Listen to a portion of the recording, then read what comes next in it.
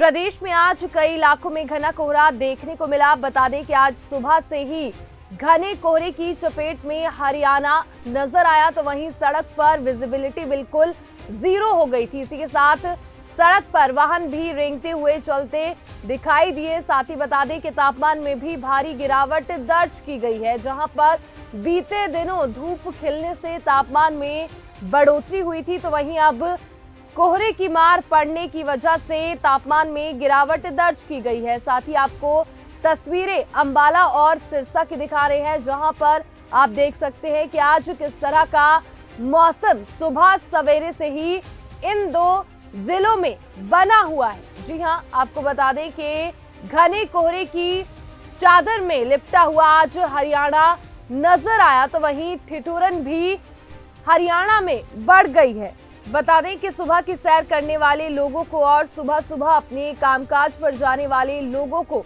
Auto चालकों को, गाड़ी चलाने वालों को सबसे ज्यादा परेशानी का सामना करना पड़ा।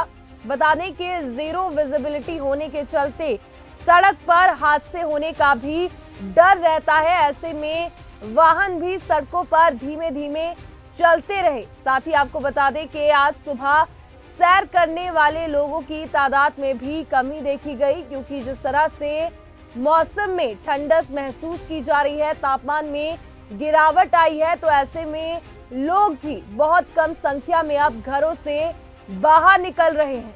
राम प्रकाश। हाँ, क्या धुंध बहुत है। यहाँ से सब्जी मंडी जा रहा हूँ, जाना बहुत मुश्किल हो रहा है। इतना मुश्किल हो रहा है कि दिख नहीं रहा। ठंड से बचाओ, देख रहे हो पीछे पूरा मुंह ढक के जैकेट पहन के चल रहे हैं, बहुत ज़्यादा। नाम दिलीप सिंह है। मैं यहाँ पे हमारे सैर करने आया हूँ। बहुत ज़्यादा ठंड है, काफ़ी ठंड पड़ी है। दूर इधर उधर लोग कड़ाके की ठंड में धूप सेक रहे, वो आग जला के सेक रहे हैं। बाकी क्या हुआ, बाकी तो आप लोग बहुत खास आगे कुछ नज़र नहीं आ रहा है। आमने सामने कुछ बंदे भी नज़र नहीं आ रहे हैं। गाड़ी इतनी स्लो चल रही कि कोई और ठंड बहुत लग रही है। बस लगती है, ठंड बहुत ज़्यादा हो रही है। मैं ऑटो चलाता हूँ,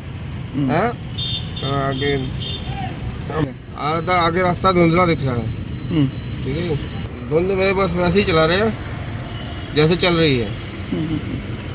बहुत मुश्किल हो रही है, मुंह पे कपड़े बांध के चला रहे हैं। हाँ, ये जो हमारे सिरसा जिला के अंदर गेहूं की 2,88,000 हेक्टेयर के अंदर बिजाई की गई है और 75,000 हेक्टेयर के अंदर सरसों की बिजाई की गई है। इसी तरह लगभग 2,500 हेक्टेयर के अंदर चने की भी बिजाई हुई है।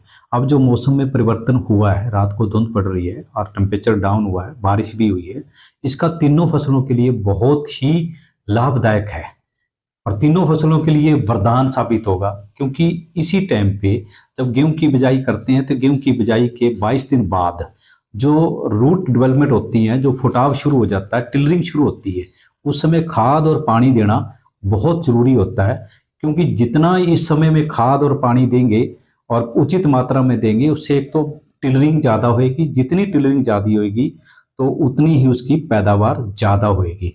इसलिए गेहूं की फसल के लिए भी बहुत लाभदायक है। दूसरी सरसों की बात है। सरसों में पहले क्या था, दिन में धूप निकलती थी, तापमान ज़्यादा था, रात को पाड़ापा मारता था।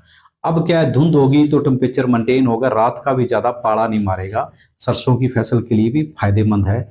और चने में क्या है कि चने में अगर हम पानी की सिंचाई देते हैं, फ्लड इरिगेशन देते हैं, तो चना खत्म हो जाता है। जो लाइट इरिगेशन हुई है और इसने जो बारिश हुई है उसने लाइट इरिगेशन का काम किया, तो चने के लिए भी बहुत फायदेमंद है। चने में पानी नहीं देना पड़ेगा और चने की पैदावार अच्छी होगी। तो किसानों से क्या आप गुजारिश करते हैं, किस तरह की सावधानी बरतें हैं? किसानों को मेरा गुजारिश है कि वो बारिश और मौसम उसको देख के अपनी सिंचाई करें।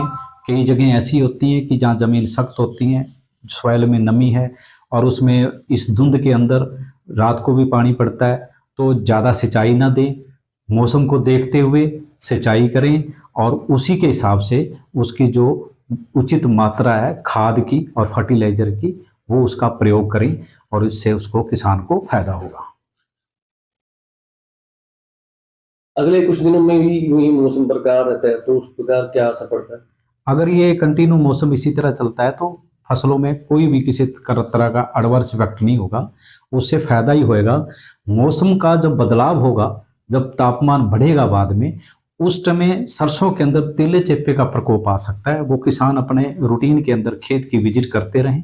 अगर इस तरह की कोई बात आती है तो जो सिफारिशशुदा कीटनाशक है उसका प्रयोग किया जा सकता है। फिलहाल अगर ये तापमान और ये मौसम ऐसे रहती है तो तीनों फसलों के लिए फायदेमंद है।